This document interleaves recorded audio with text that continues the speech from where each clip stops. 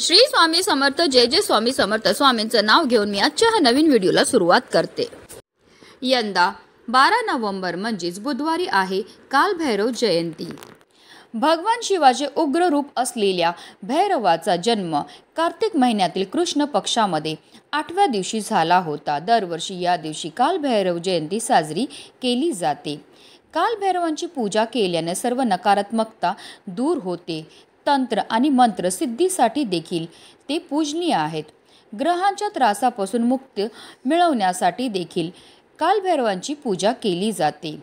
कालभैरवांच्या जयंतीनिमित्त उपवास आणि पूजा केल्याने अकाल मृत्यूचं भय नाहीसं होतं. रोग आणि दोष देखील दूर होतात.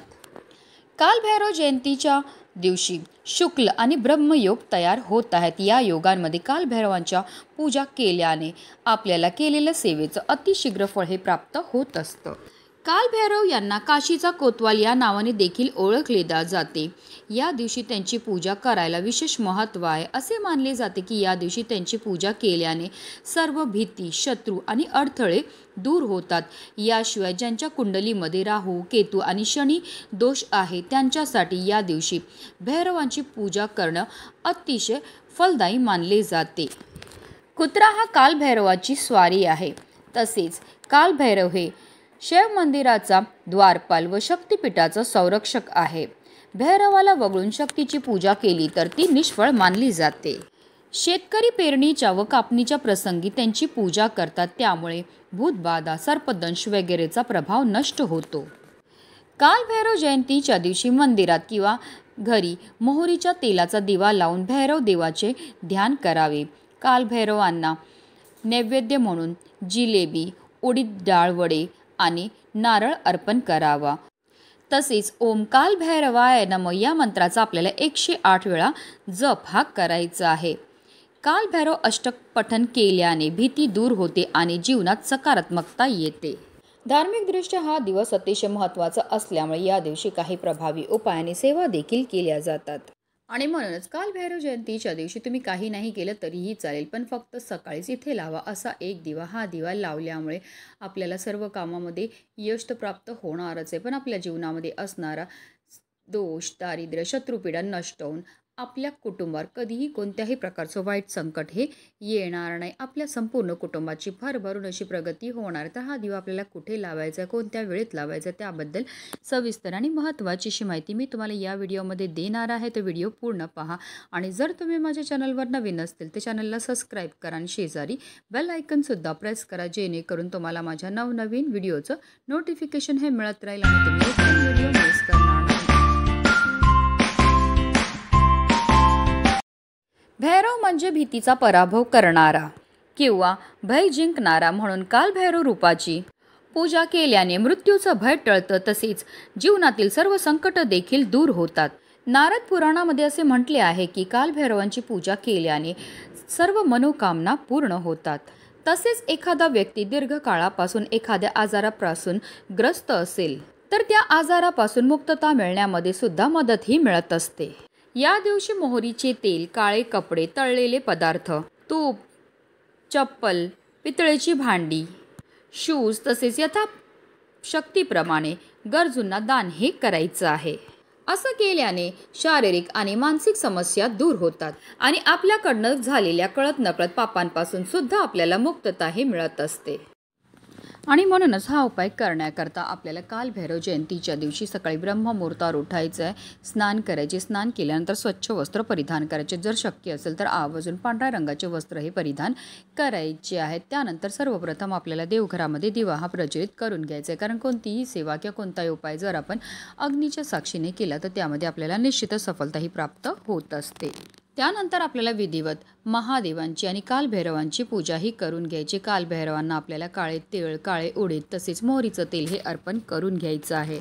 तसेच कालभैरवांना आपल्याला जिलेबी किंवा इमरतीचा नैवेद्यसुद्धा अर्पण करून घ्यायचं आहे. तसेच कालभैरवांसमोर जो दिवा आपण प्रज्वलित करणार त्यामध्ये आवर्जून आपल्याला मोहरीचंच तेल टाकायचं आहे. त्यानंतर आपल्याला देवपूजा करून झाल्यावर कालभैरवांची आणि महादेवांची आरतीही करून घ्यायची आहे. त्याचबरोबर आवर्जून आपल्याला कालभैरव जयंतीच्या दिवशी कालभैरव अष्टकमचं पठणसुद्धा करायचं. तसेच या दिवशी आवर्जून आपल्याला काळ्या कुत्र्याला गोड चपाती ही खायला द्यायची आहे. मान्यतानुसार या सेवेमुळे आपल्याला केलेल्या उपायाचं केलेल्या सेवेचं त्वरित फळ हे प्राप्त होत असतं. सकाळी देवपूजा करून झाली की लगेचच आपल्याला हा उपाय जो आहे तो करायचा आहे.